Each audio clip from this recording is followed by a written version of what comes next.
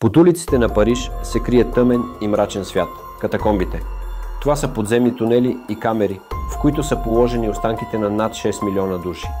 В това видео ще разгледаме историята, тайните и мистериите, които правят парижките катакомби едно от най-загадъчните места в Европа. През 18 век Париж се сблъсква с голям проблем.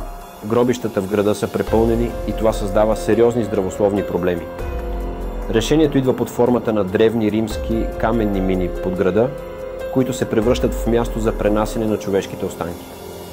През следващите години милиони скелети са пренесени от многобройните гробища и подредени в подземните галерии.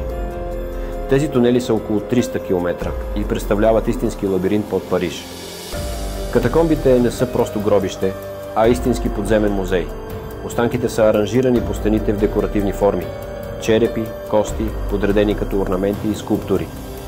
Сред най-известните места са камерата на костите и катакомба на изкуствата, където се усеща атмосферата на миналото и мистерията на подземния свят.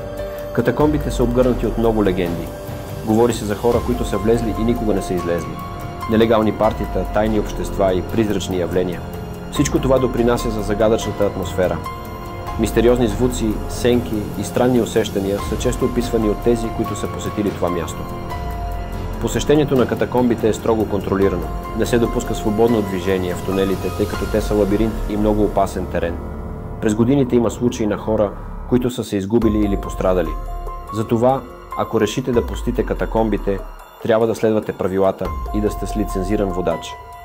Парижките катакомби са място, където историята, мистерията и смъртта се преплитат в един подземен свят. Би ли посетил това загадъчно място? Пиши в коментарите. Ако ти хареса видеото, хареси и се абонирай за още мистерии и загадки от целия свят.